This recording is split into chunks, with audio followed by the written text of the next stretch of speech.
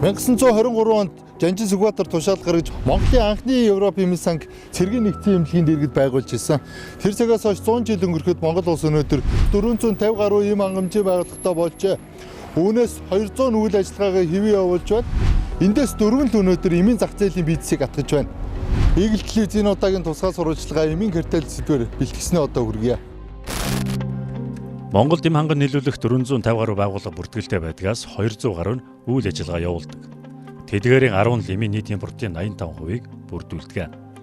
Энэ дотор 4 компани эмийн зах зээлийн 71%-ыг бүрдүүлж байгаа юм. Тодруулж хэлэх юм бол 2021 оны байдлаар Monos Farm Trade 137.9 тэрбум төгрөгийн эм импортолж зах зээлийн 28%-ыг, Монгол Эмимпекс концерн 78.2 тэрбум буюу 16%-ыг, Аз Farm 68.7 тэрбумын импортоор 14%-ыг, Энто 61.4 тэрбум төгрөгийн эм оруулж ирэн эмийн импортын 13%-ыг эзэлжээ. 2021 онд зах зээлийн 28%-ыг эзэлж байсан Monos Farm Trade 2022 оны байдлаар импортын 45 орчим хувийг эзэлж зах зээлд давмгай байдалтай аж ахуй нэгжид тооцогдсон байдаг. Зах зээл эм эмнэлгийн хэрэгслийн зах зээлийн төвлөрөл бол маш өндөр түвшинд буюу энэ дотор бол үндсэндээ шудраг хүсэлтөө байхгүй байна гэж бид бүхэн дүгнэж байгаа.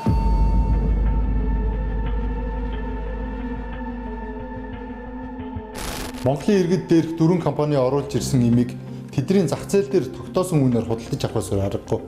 Хувь иргэн өөрөө гаднаас эмээ захиалах боломжгүй, өөр тохирсон эмээ бусдад захиад авчрах бас боломжгүй. Үүнийг гайл дээр хураагаад авчна. Яагаад гэвэл олон хууль тогтоомжоор хориотой. Бусдад захиалах байдлаар юм уу, бусдад дайвар ачаа байдлаар авах нь бол хуулиар хориотой. Гагцгүй энийг ямар тохиолдолд ус илэр нэвтрүүлдэг вэ гэхлээр зэрэг эмийн зүйлсийг импортлох тусгай зөвшөөрөл бүхий аж ахуй нэгж байгууллагууд тусгай зөвшөөрлөх үндсэн дээр усын хилээр нэвтрүүлэх ийм хууль эрх зүйн зохицуулт үйлчилж байгаа. Энэ бол эм эмнэлгийн хэрэгслийн тухай хууль дээр мөн гайлын тухай хуулийн 227 дугаар зүйл дээр заасан. Дэлхийн эрүүл мэндийн байгууллагаас гаргасан судалгаагаар бид нар чинь Монгол улс Монголын иргэд дэлхийн бусад улсуудын иргэдтэй харьцуулахад бидний хэрэгжилж байгаа эм чинь даруй 5-6 дахин үнэтэй эм хэрэгэлдэг ийм ард түмэн болсон байна. 3-4 компани түүнийг дагсан сүлжээ яваад байгаа. Энэ өөрөө бас нөлөө бүхий зарим нэг хүмүүс ард нь байдаг. Тэгээд яг эмийн аптек нь эм чин эрүүл мэндийн даатгалын газарт ажилтдаг хүн гээд бүр ийм сүлжээ хүртэл байгааг бид нар мэдж байгаа л да. Эм ханган нийлүүлэх байгууллагууд хилээр оруулж ирсэн үнээс томоогийн үед хэрэгэлдэг трафлюмиг 84%-аар, ампицилиныг 213%-аар, цефазолиныг 102-аас 116%-аар, пенициллиныг 150-аас 200%-аар, хүүхдийн параденклаг 87%-аар, харшлын хлорфенаминыг 48%-аар, парацетамолыг 47-оос 60%-аар, даралтны эмийг 40-оос 87%-аар, аналгиныг 120%-аар, витамин С-г 70-аас 143%-аар нэмж зарж байна. 325 мг-тай колдакмин эмийн үн олон аспирин 100-г хилээр оруулж ирснээсээ 3-аас 4 дахин нугалж зардаг байна. Эмийн үн бол харьцангуй өндөр байна. За тухайлбал аудит бүх эмийг авч үзэх боломжгүй байсан учраас артерийн даралт бууруулах 6 төрлийн эмийг бол бид нар эмийн тус бүрээр нь авч үзэхэд энэ дээр бол 5.4-өөс 15.6 дахин өндөр өртөгтэй байна. Эм эмнэлгийн хэрэгслийн тухай хуулийн 4-р зүйлээр бол засгийн газар эмийн үнийн дэд хязгаарыг тогтоохоор байгаа. За тэгтэл эрүүл мэндийн тухай хуулийн 14-р зүйлээр заашгүй шаардлагатай эмийн үнийн дэд хязгаарыг бол эрүүл мэндийн даатгалын үндэсний зөвлөл тогтоохоор ингээд хуулийн давхарцсан зөрчилтэй юм асуудлууд байгаамаа.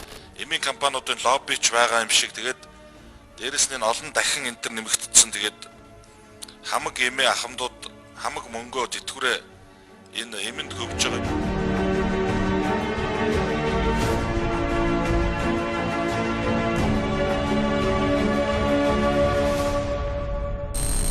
За нэг жишээ дуртай. 1950 оноос Монгол улсад илгэний өвчлөл анхаарал татж эхэлсэн. Тэр цагаас хойш 80 жил өнгөрсөн байна. Үе үеийн засгийн газар илгэний өвчлөлтөд тэмцэж ирсэн. Хамгийн сүүлд 2015 оноос элэг бүтэн Монгол хөтөлбөрийг хэрэгжүүлэх тухай ярьж 2017-оос 2021 оны оронд элэг бүтэн Монгол хөтөлбөрийг хэрэгжүүлсэн. Эрүүл мэндийн даатгалын сангаас эм хангамжийн байгууллагуудын оруулж ирж байгаа тэр элэгний БЦ вирусын эмийг хөнгөлж ирсэн. Харамсалтай нь энэ байгууллагууд маань хилээр оруулж ирсэн эмээ зах зээл дээр нийлүүлэхдээ илүү олон хувиар үнэ нэмж олон дахин нугалж зарж исэн байна. Эрүүл мэндийн даатгалын сан, эрүүл мэндийн даатгалын ерөнхий газар эрүүл мэндийн яамныхын энэ асуудлыг мэдж байгаа юу?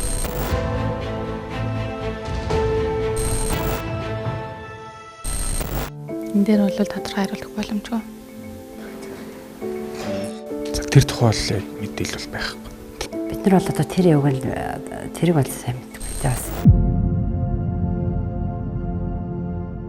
Өнөөдөр Монгол улс илгэний өвчлөлөөр дэлхийд нэгт, илгэний хор тавдраар дэлхийд нэгт, илгэний БЦ вирусын өвчлөлөөр маш өндөр, илгэний хор тавдраар нас барагч байгаа тоогоор дэлхийд тэргүүлж байна. Тэгэхээр Монгол улс хавдраар тэр дундаа илгэний хавдраар бол дэлхийд нэгт ордог. Илгэний хавдар үүсгэж байгаа шалтгаан бол вирусын халдвар. За тэгээ вирусын халдвартай байгаа тохиол цаашаа илгэний хат орол цирроз гэдэг тийм илгэний хат орол хавдар болдог. За насны бүлгээр нь ерөнхийд нь аваад үзэх юм бол С вирусын халдвар бол ер нь 20-с дээш насныханд эрэгтэй эмэгтэй ялгаагүй одоо халдвар бол бүртгэгдээд явж байна. Зочмог вирус гепатитын хувьд. За мөн зочмог С вирус, Б вирус гепатитын хувьд бол ер нь гол өвчлөж байгаа нас бол 15-аас 45 насныхан байж байгаа. Илүү залуучууд гэсэн үг. За мөн Д-гийн халдвар бол мөн ялгаагүй 25-аас 40 насныханд бол голчлон юм бүртгэгддэг юм төр зөрөгтэй байж байгаа. Монгол улсад жилдээ нэг 6,000 гаруй хүн хавдрын шин тохиолдол буюу шинээр хавдар онцлогддог. За 4400 гаруй хүн хавдрын шалтгаанаар нас бардаг гэсэн статистик үзүүлэлт байдаг. Илгэний хорт хавдрын шалтгаанд нас баралт, ходоодны хорт хавдрын шалтгаанд нас баралт бол дэлхийн бусад 185 улс орнуудын дотроос одоо 1-р хайранд орж байна. Тэнгацаас нөгөө элэг бүтэн Монгол хөтөлбөр гэдэг бас хэрэгжсэн. Тэгээ 17 оноос эхлээд хэрэгжээд одоо дахиад сайдны шалгаараа үргэлжлээ явж байна. Ер нь энэ хөтөлбөр хэрэгжээд ингээд төр зэсгээс анхаар сэтгүү хүчинд одоо өвчлөл ер нь хэр зэрэг буурсан бэ? Ерөнхийдөө анх одоо бид нар одоогоос 5-аас 10 жилийн өмнө илгэний хавдрын өвчлөл бол нийт хавдрын бараг 38%-ийг дангаараа эзэлдэг байлаа шүү дээ.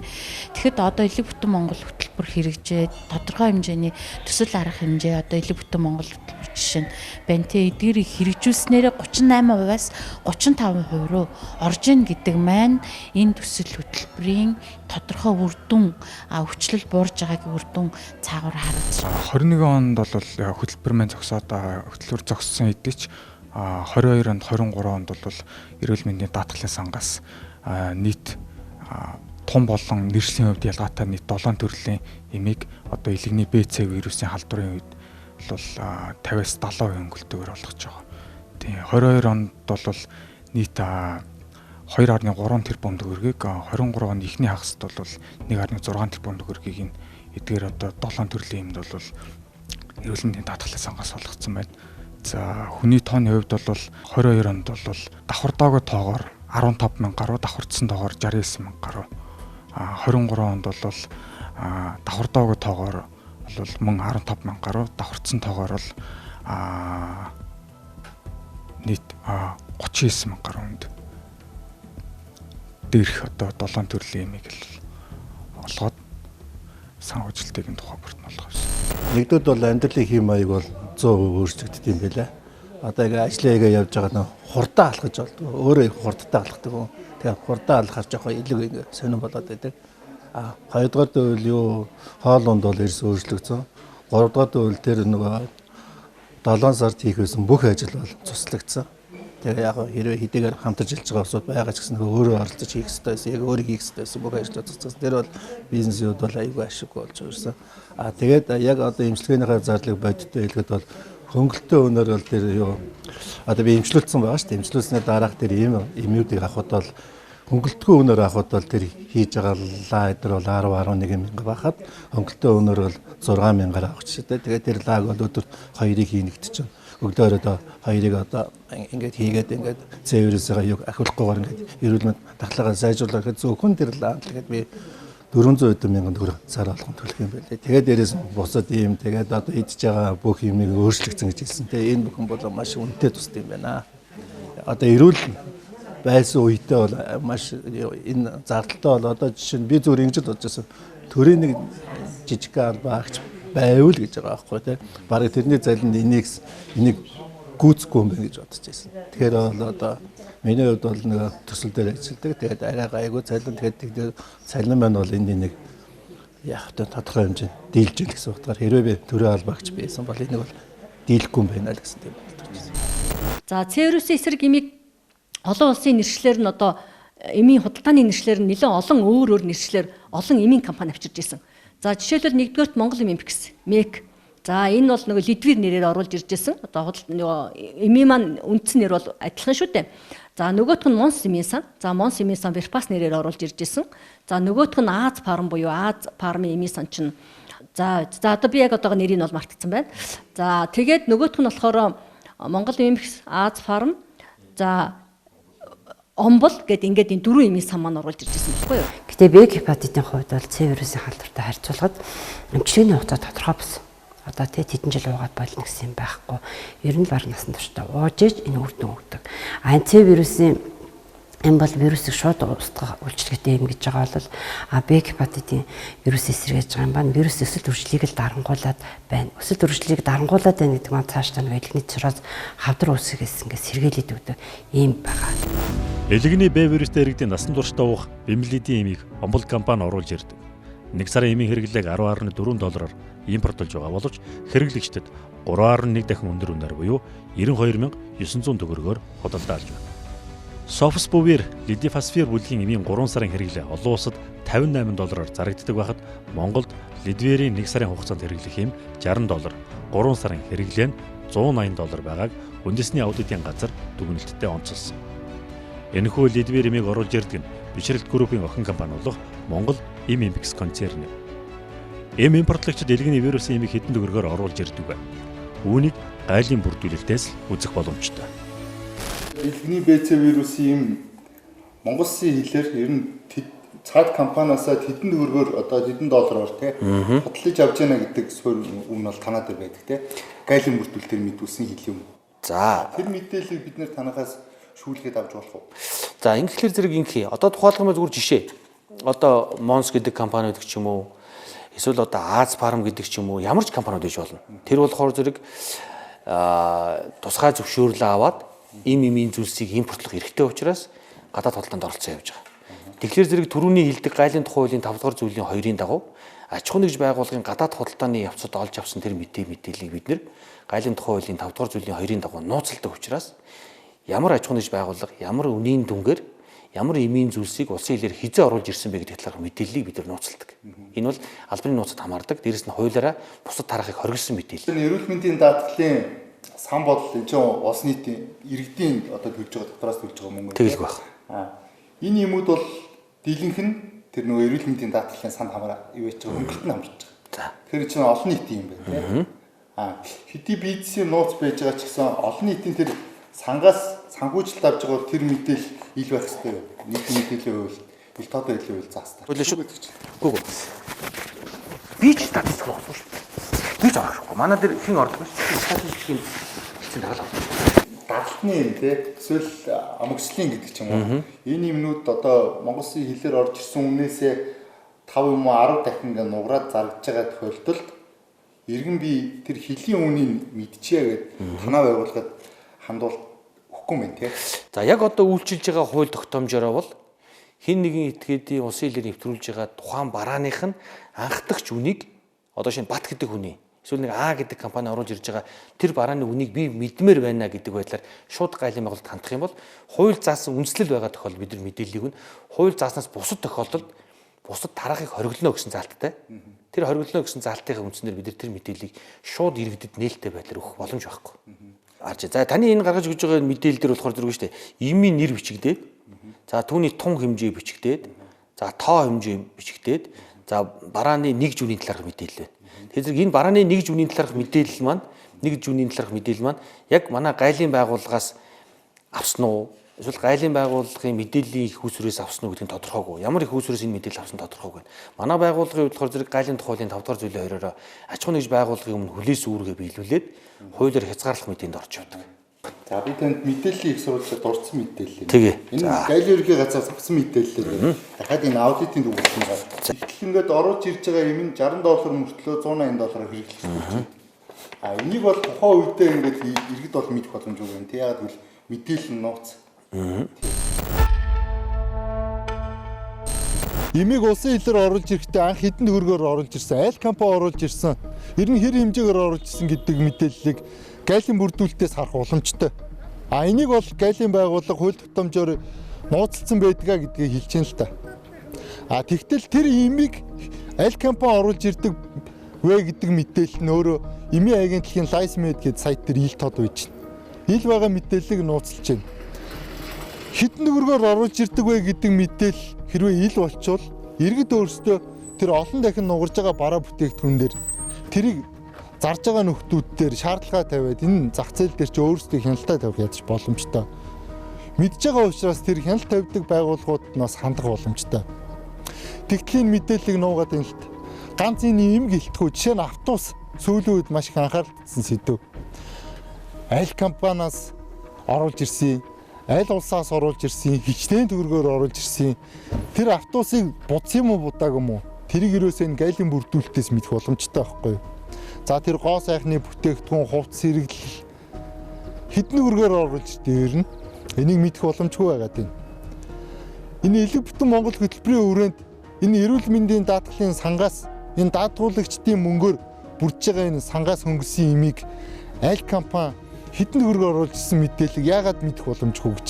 Энийг хууль тогтоомжоор хориглох шаардлага байна уу? Энийг харин ил болох ёстой юм шүү. Дэлхийд дээр Mosfarm Trade компани бүтц зураг харагдаж байна.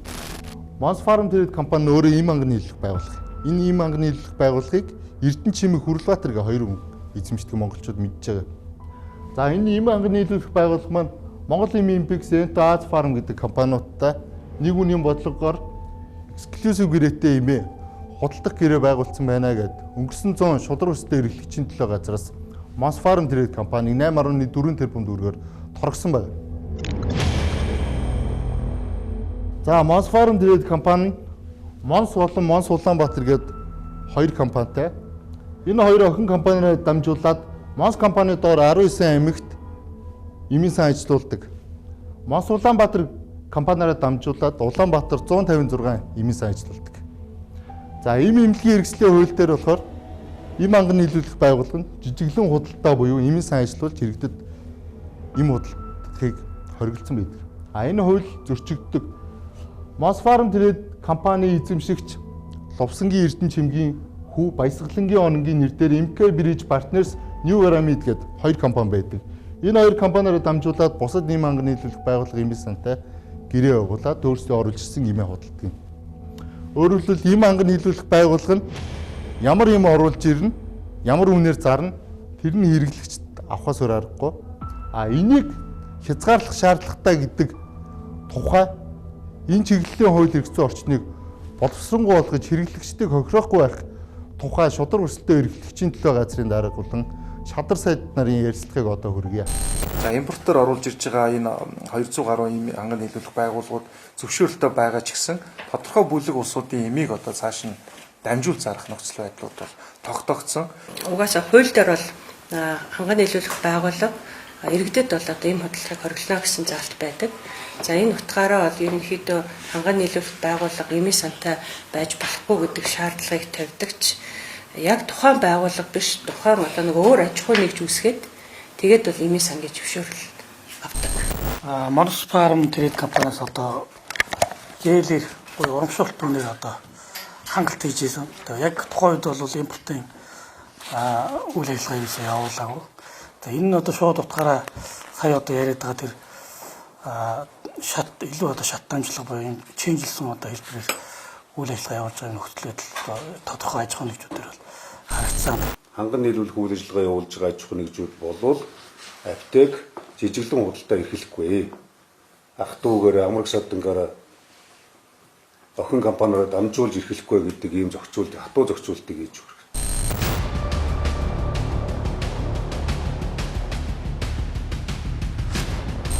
Монгол ийм үнэтэй байгааг Монголын эмийн салбарт картел үүснэгийг улсын хурл мэдж байгаа.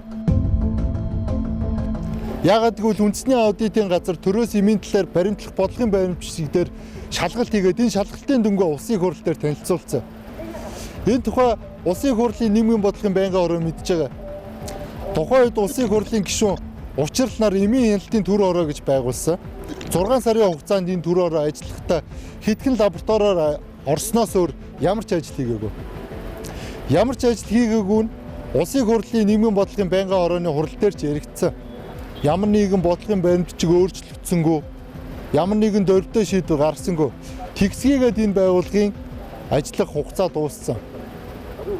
Ингэж ажлыг оромдож хийх шаардлага ер нь байна. Төр хороо маань таач дөрөн бас үгэндээ хэлсэн. Ерөөсөө амжилттай ажиллаж чадаагүй. Олигтойч хуралдаагүй тэгээ нэг төр хороо нэртэй. За сая бас манай гишүүд хэлж байгаа үнэхээр цаг хугацаа алдсан. За учрал гишүүнээр ахалсан төр хороо яг эмийн асуудал дээр үнэхээр дөрвтэй өөрчлөлт хийх байх гэж бид найдаж байсан. Тэгвэл одоо бас өөр ажил томилогдсон нэг талаас нөгөө талаас за энэ эмийн авч өстө бүтэхгүй юм байна гэд хэлсэн л дээ учрал одоо өөрөө надад бас хэлж байсан. Эмийн хэлтийн өмнөх төр хороо нь ийм бүртлэгчд амаа өдөөс юм уу үгүй юм бид нар бол мэдэхгүй.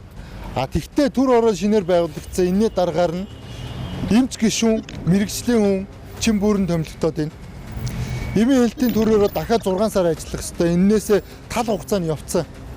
Өнгөрсөн 3 сарын хугацаанд юу чигээгүй дахиад 3 сарын хугацаанд яг юу хийж чадахгүй гэдгийг энэ төр хорооны бүрэн эрхийн хугацаанд харагдах ёстой.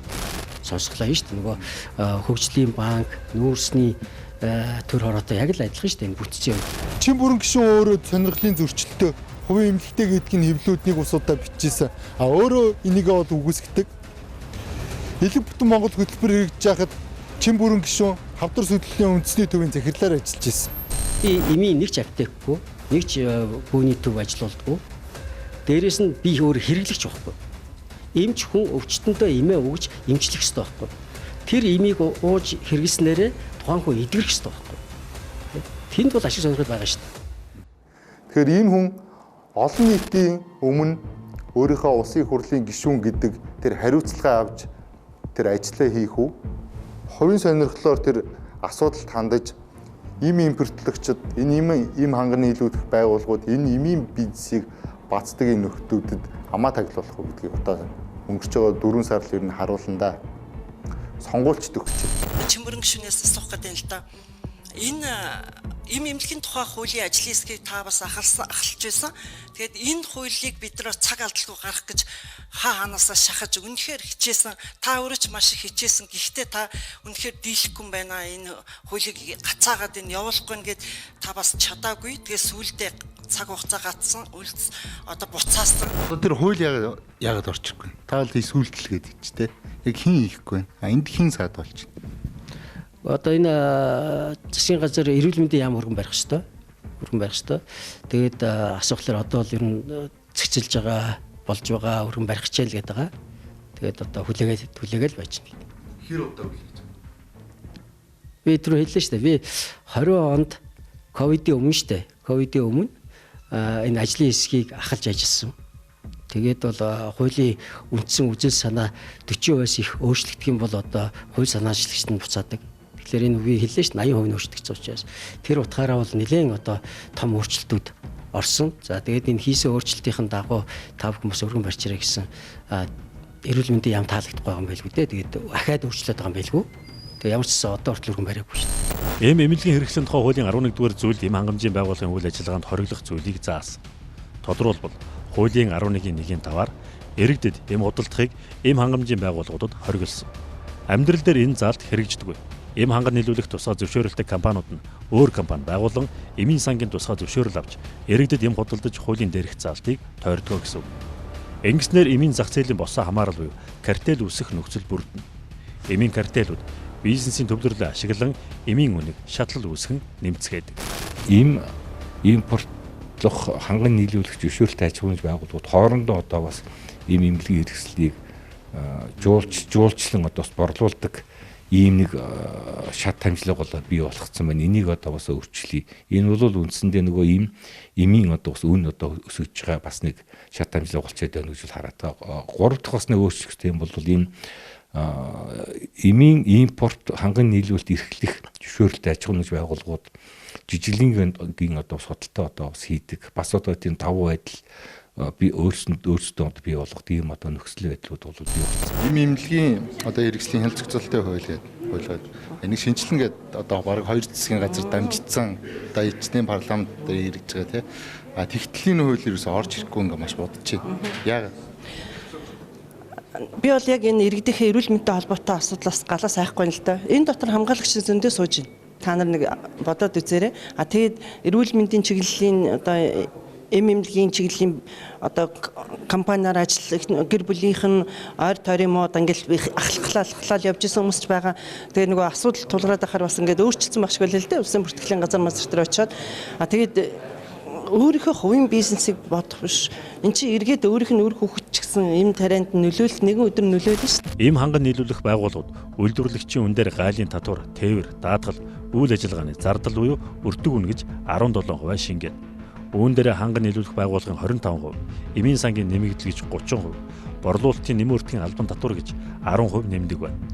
Өөрөөр хэлбэл үйлдвэрлэгчээс өвчтөнд очих эмийн үн энэ шат дамжлагаар 82%-аар өсдгөө гэсэн судалгааг эмийн агентлаг хийж байна. Саяны бид нэхэмжлэхийн үн байгаа гэж мэдэж байна тийм. Тэгэхээр энэтэй холбогдуулаад нэхэмжлэхийн үн тухайн ханган нийлүүлэх байгууллагууд руу албан бичгээр хандаад үнийн одоо энэ бүрдлээ холбогдох нотлох баримтчгийн хавсралтаар ирүүлнэ үү гэдэг одоо байдлаар мэдээллийг аваад тухайн эмийн үнийн хяналтыг хийж байгаа. За мөн бид нар шаардлагатай тохиолдолд татвар болон гэж ерөнхий газартай холбогдоод бас мэдээллийг аваад ингээ харьцуулт тийш дүгнэлт гаргаж явж байгаа. Ийм бол онцгой бүтээгдэхүүн. За гадны улс орн өөрөөр хэлбэл эмийн хатуу зохицуулалттай улс орнууд бол эмийн хатуу хяналт, эмийн үнэнд бол хатуу хяналт тогтоодог. Өөрөөр хэлбэл төрийн оролцоо маш өндөр байдгаа гэж байна. Өөрөөр хэлбэл одоо манайх бол 100% одоо энэ бизнесийн байгууллагатай бол хариуцуулчаад хийж байгаа шүү дээ. Тэгэхээр энийг одоо төр оролцож эмэн дээр одоо эмийн үнийн зохицуулалтанд бол зайлшгүй оролцох шаардлага байна гэж бид нар үзсэн. Одоо үнийг зохицуулдаг маш олон аргууд байдаг. Одоо дэлхийн эрүүл мэндийн байгууллагаас үүссэн 10 арга байж байна л да. За тэгээд одоо энэ дэлхийн эрүүл мэндийн байгууллага болон энэ эмийн хатуу зохицуулалттай улс орнууд одоо мөрдөгж байгаа энэ стандартуудыг л одоо Монгол улс одоо бас нутагшуулах одоо өөрөлдвөл зайлшгүй шаардлага гарч ийнэ л гэж бид нар одоо аудитын тайлбар маш тодорхой дурдсан байна. Нэвтрүүлгийн эхэнд дурдсанчлан Мосфарм тэрэд Монголын Мимпикс, Аз Фарм, Менто гэдэг энэ дөрвөн компани өнөөдөр Монголын эмийн зах зээлийн дийлэнх хувийг бадж байна. Энэ дөрвөн компани оруулж ирсэн эмийн эрүүл мэндийн даатгалын сангийн хөнгөлөлтөнд хамруулдаг. Энэ дөрвөн компани төрийн бүх тендерт шалгардаг. Энэ дөрвөн компани засгийн газраас хэрэгжүүлж байгаа төсөл хөтөлбөрүүдийг хэрэгжүүлдэг. Энэ давмгай байдлаа ашиглаад бусад эмийн сан, эм анган нийлүүлэх байгууллагуудаа зах зээлээс шахаж байна. Тэгэхээр энэ дээр хуулийн зохицуулт хэрэгтэй байна. Хамгийн түрүүнд эм анган нийлүүлэх байгууллагуудад өөрсдийнх нь байгуулсан охин компаниудад олгож байгаа эмийн сангийн тусгай зөвшөөрлүүдийг хүчингүй болгох ёстой. Хүчингүй болголоо гэд энэ бизнесүүд хохирно гэвэл хамгийн түрүүнд эм анган нийлүүлэх байгууллагуудад эмийн сангийн тусгай зөвшөөрөл олгодог энэ байдлыг хуулиар хориглох ёстой. Хоёрт гэвэл гайлын бүрдүүлэлтийг илүү болох ёстой. Улсын хилээр эм хэдэн хөргөөр орж ирж байгаа вэ гэдэг мэдээллийг иргэд ил дод үздэг, тэрэндээ хяналт тавьдаг зохих шатны байгууллагууд гомдол гаргах тэр мэдээлэлээр хангагдах ёстой. Тэгэхгүй бол улсын хилээр эм орж ирээд хэрэглэгчд хүрэх хүртэл 82%-аар нэмэгдэж байна гэдэг судалгааг эмийн агентлаг гаргасан байсныг түрүүн бид хүргэсэн. Бид энэ удаагийн нэвтрүүлгээр эмийн үнийг хөндлөө. Дараагийн нэвтрүүлгээр эмийн чанарын асуудлыг хөндөе гэж бодож байна.